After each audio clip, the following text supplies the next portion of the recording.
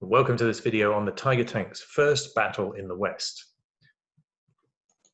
My name is Bruce Oliver Newsom, and this is one of the lectures on the Tiger Tank. And in this lecture, we're going to look at the Tiger Tank's very first battle in the West. That is the battle usually known as the Battle for Tebourba in Tunisia, the very beginning of December 1942. There's actually several locations that are at issue in this battle. So the Battle of Tebourba is a little misleading. But as we'll see, it's a wide-ranging, complex and quite fluid battle, essentially meeting engagements at a time before both sides have really got the forces to fully control the area in question. Now let's look at the whole campaign region. So the situation here is that the Allies on November 8th have landed in the port city of Algiers in Algeria. Now their ultimate objective is to take all of the French colonies from Morocco in the west through Algeria in the middle and Tunisia in the east. But they choose to land the furthest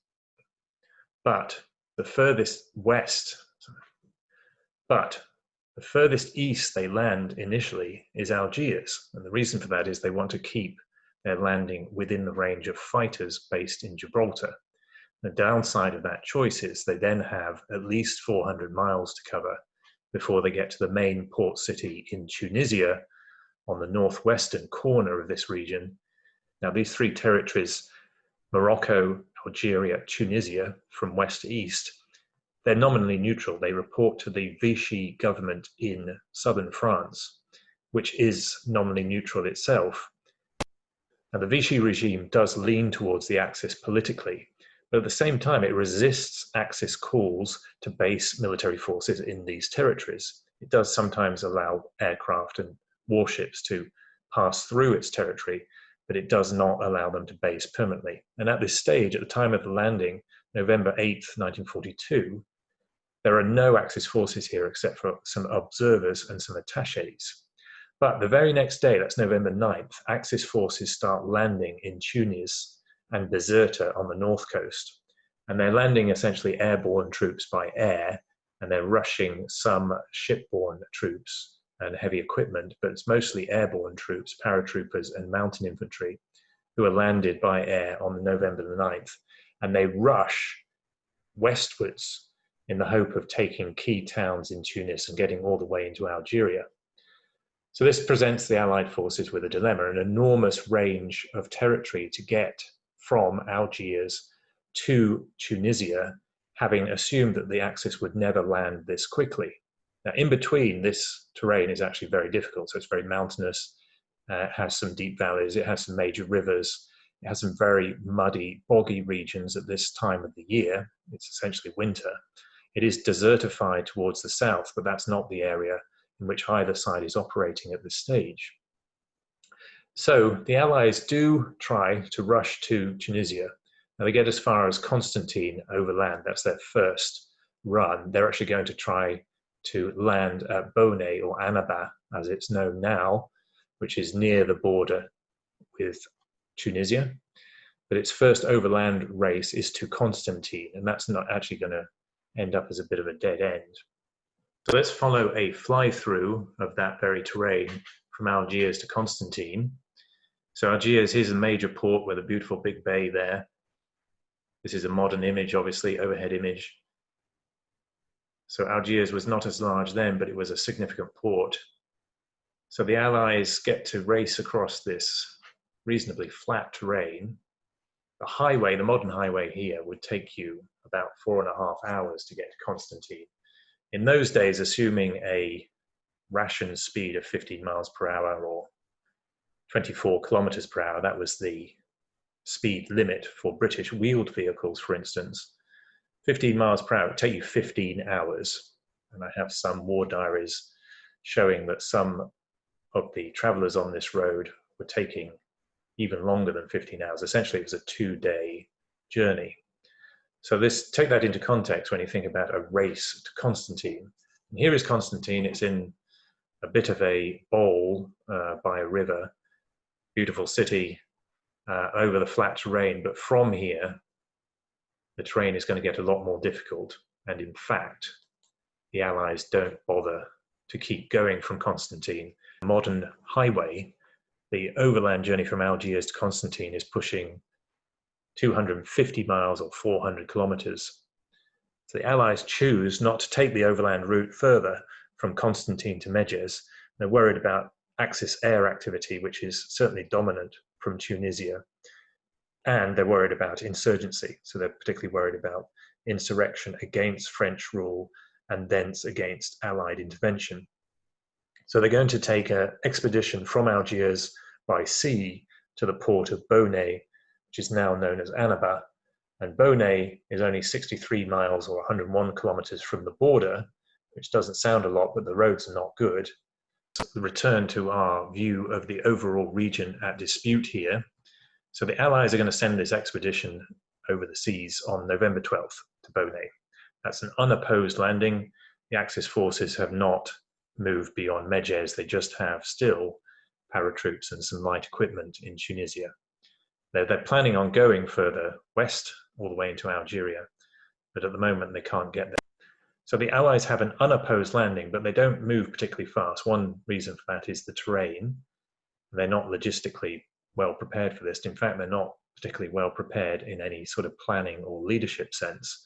The overall command of Allied forces is still in Gibraltar. So at this stage, with the expeditionary force still in Algeria effectively, the Axis forces are facing off with a much larger but similarly lightly equipped French force in Medjez. Some of the French forces have essentially sided with the Axis forces to the east, and some of them are just doing nothing. They're sort of playing ambiguous, particularly in Bizerta, the port city of Bizerta to the north.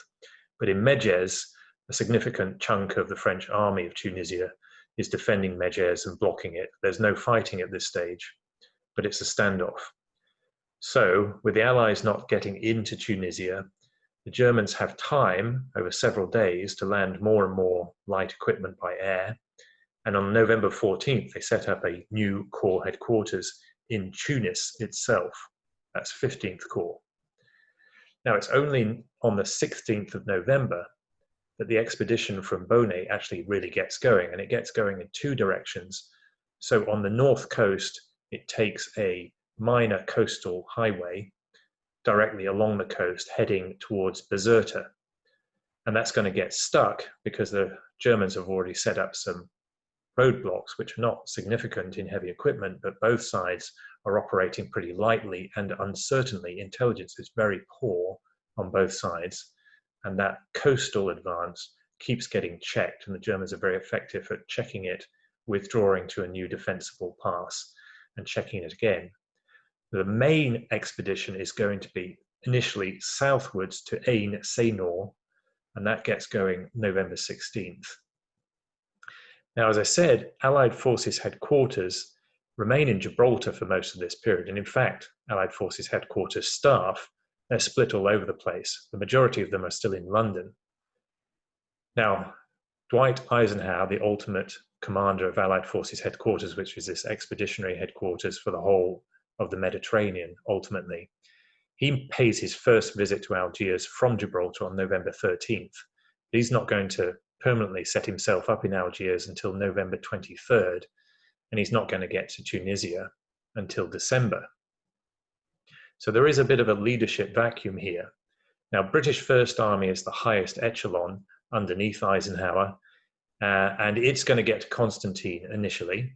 And there it's going to set up a rear headquarters, because the advanced headquarters with Kenneth Anderson, the British Lieutenant General in charge of British First Army, he's going to land through Bonnet and go to Ain Senor, which he reaches on November 20th. At this stage, it's got British 5th Corps HQ underneath it, which goes forward to Souk El Oba, mostly on November 20th, but it's very fluid. The staff are moving around all over the place and having difficulties catching up.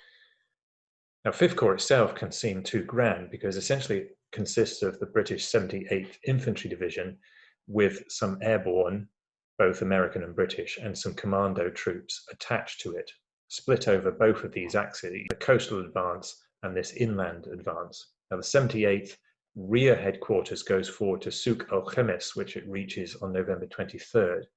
And to his credit, the commander of the 78th Infantry Division, which is Vivian Everly, he goes forward all the way to Medjez on November 25th with his advanced HQ, which is essentially a few staff and a few cars at this stage. But he doesn't base in Medjez. He goes forward to make contact with the French there, who already have some British airborne troops helping them with this standoff against the Germans across the river crossing at Medjez. So Everly, the commander of 78th Infantry Division, he goes back to Beja, and that's where he's going to be based. Now, these distances are quite colossal, and the terrain is extremely difficult at this stage. So if you think about Bonnet, that was 63 miles, 101 kilometers from the border, and the border can be looked at around Ain Senor, if you're thinking north-south, the north-south line just to the right or the east of Ain Senor. Now, Ain Senor itself is still 130 miles or 210 kilometers by road from Medjez, and it has to take a bit of an arc or a dogleg through the souks, the Souk El Alba, Souk El Khemis, through Beja, and then down again to Medjez, just to avoid the most difficult of the terrain. Beja becomes the staging area for all Allied activities from this point forward. Beja's on one of the few genuinely flat lowland plains in this northeastern corner of Tunisia, surrounded by mountains. So light forces are pushed into those mountains to defend Beja, and then they're pushed forward to try to connect with the coastal advance and to connect with those French forces in Medjez. Beja is still 30 miles or about 50 kilometers from Medjez itself, and the roads are not easy. So let's look at the route taken by the expeditionary force that's going to land in Bonnet, the port of Bonnet. Let's just spin around and look towards the southeast. Now from here, the terrain looks similar to the route towards Constantine. It's mostly flat. There are significant rivers, but it's mostly lowland. We're going to get towards Ain Senor pretty rapidly. Here we are. Let's have a look at Ain Senor. Small town. Now let's zoom out. The problem is going to be the journey from Ain Senor as we move towards the northwest starts to get more mountainous. And this is the slower part of the route for the expeditionary force until they get through this mountainous area onto the plain of Beja. So you can see the plain beginning here. It's starting to flatten out as we get towards Souk El Elba. And then the plain continues. There are some significant rivers. This is an unopposed journey for the Allies through Souk El Khemis towards Beja. Now, the main highway actually goes north from there, but we're going to take a right-hand turn, and then the terrain gets difficult again. There's significant mountains, rivers, and then we get to Medjez, which is on this significant river, the Medjada River. And in those days, Medjez was mostly on the left-hand or the western side of that river. And that's as far as the Allies got, because they're going to get blocked by the parachute regiment, the German parachute regiment, from getting through to Tebourba for a few days. You might have thought this region was complicated enough, but it's going to get more complicated as we zoom into it. So here we're looking at the map in a bit more detail, so you can see the port of Bonnet, now known as Annaba, on the western edge, the left-hand edge of this map. You can see the port city of Bizerta in the top right corner, so that's the northeastern corner of this map. That's one of the main ports through which Axis forces are still landing. The other is Tunis, which is off the map to the right.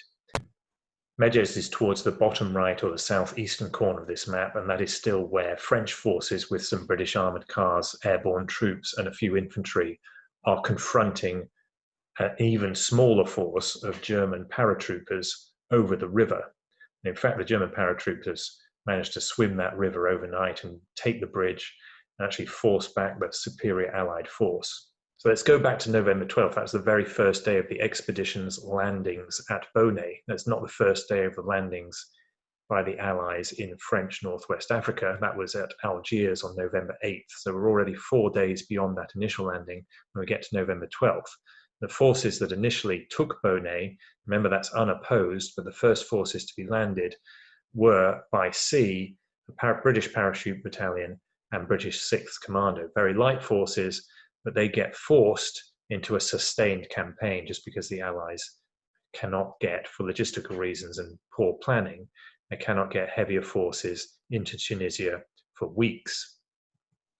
So the parachute battalion, the commando, they join what follows after them, which is 36th Brigade Group, and that's part of the 78th Infantry Division, the British division, which is the main fighting formation here. It has some American troops with it, including a few American tanks as they follow on. And that goes along the coastal route. It gets to Tebourba, and it gets held up there by a German blocking force, very light force. The Germans have come by the same coastal highway from Bizerta. There's actually an Italian division, the 1st, or Superguard division. The 190th Panzer Battalion has very light tanks. Most of them are probably Panzer IIs. There may be some Panzer IIIs, it's unclear. So they meet at Tebourba. There's a meeting engagement, and the Axis forces generally get the better of that. There's a standoff for a while, but the Axis forces are outnumbered as more forces come up that coastal highway into Tebourba. So the coastal advance continues. It goes inland a little to Jaffna to avoid the uncertain coastal road. And Jaffna they reach on November 28th, and they meet another Axis blocking force there. Now just note the colossal time difference here. So it's already 16 days on from the landing at Bonnet and 20 days from the landing at Algiers. So the coastal advance is not going well. Bear in mind the Allies had planned to rush into Tunisia all the way to Tunis within days before they expected the Axis forces to even land in Tunisia.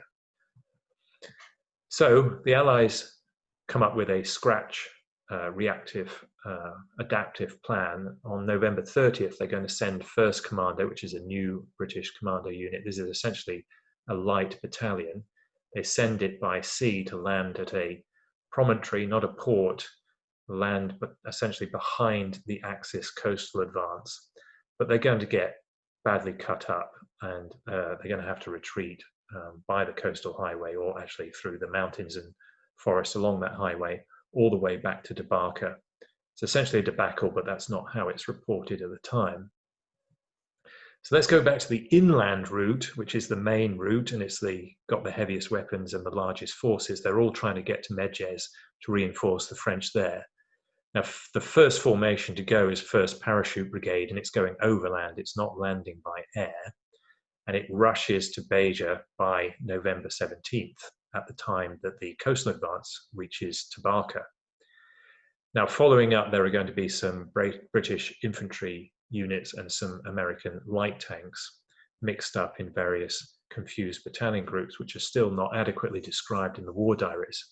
Now, the main brigade, it's a British 11th Brigade Group, that's the one that's following up on this inland route. It gets from Beja to Medjez by November 19th, but it's going to confront the German 5th Parachute Regiment, which is a very experienced and well-led regiment. It's very lightly equipped, but it manages to pretend to be a much larger and better equipped formation. And by bluff and by daring, as I said, the paratroopers actually managed to swim the river and take the bridge from the Allies and create a lot of confusion on the Allied side.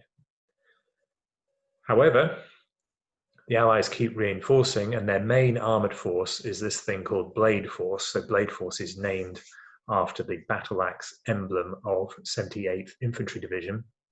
It's a mixed group. It's got some Valentine tanks and Crusader tanks with the 17th, 21st Lancers. It's got some US light tanks as well.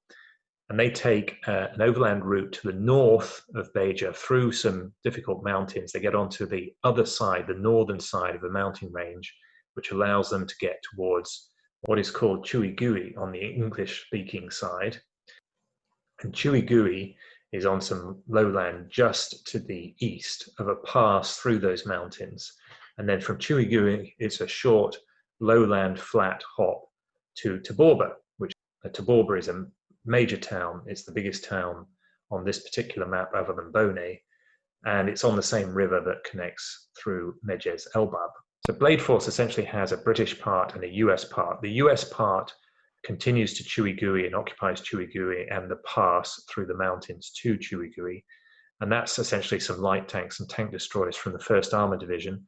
1st Armored Division is not complete in Tunisia. It's not going to be complete for months, for that matter, for logistical reasons.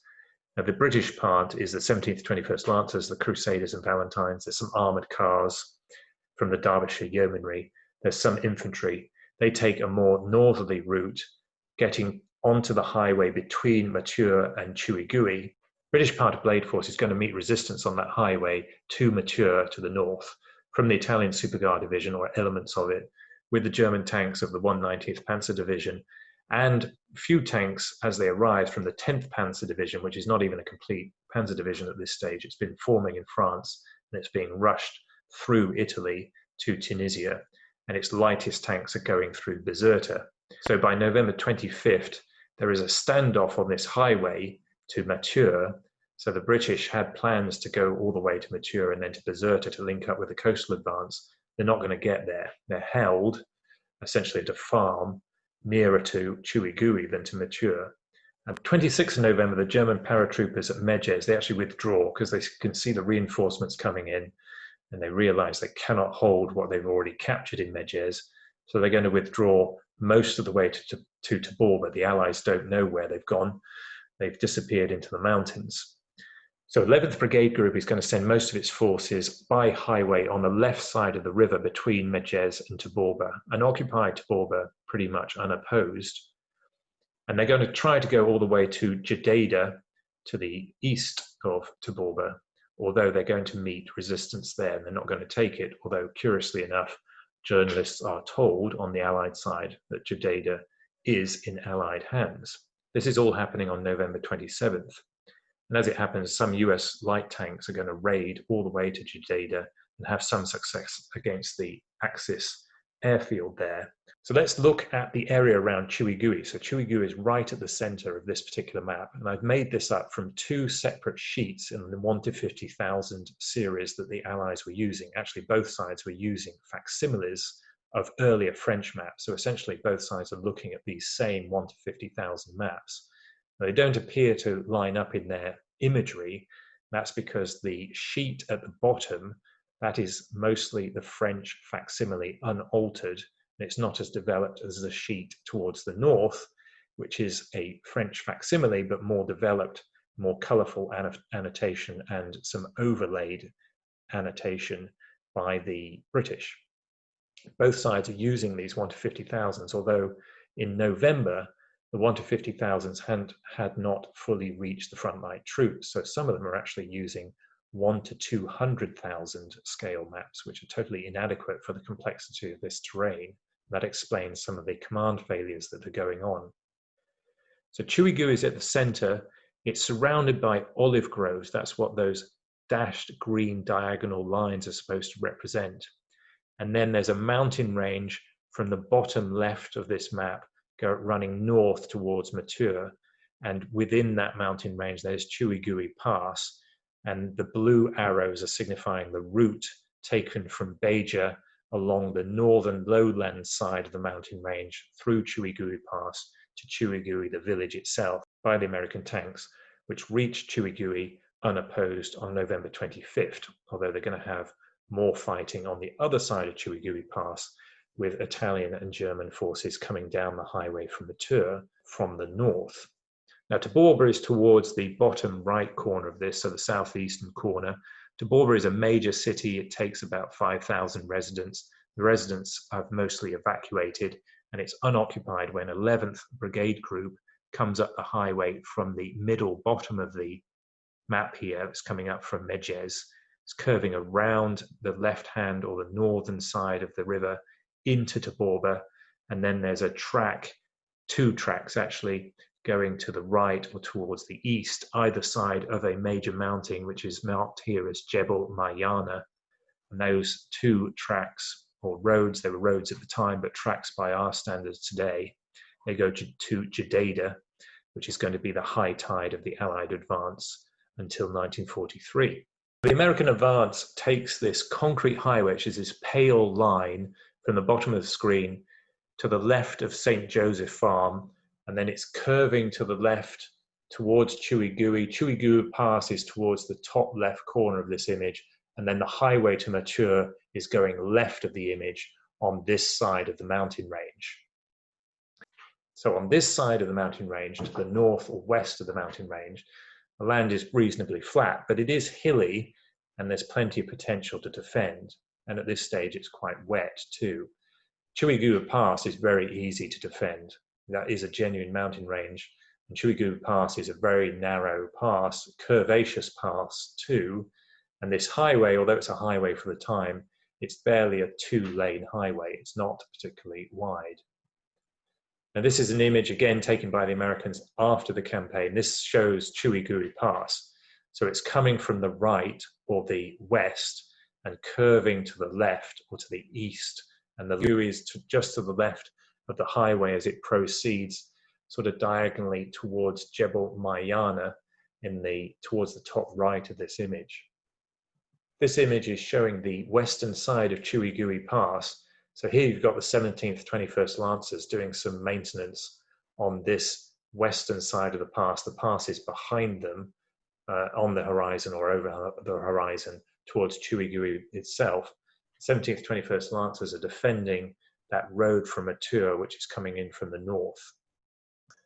So let's go back to November 25th, which is when the American part of Blade Force got to Chuiguyu, and they're essentially defending both sides of Chuiguyu Pass. They don't have the capacity to go any further.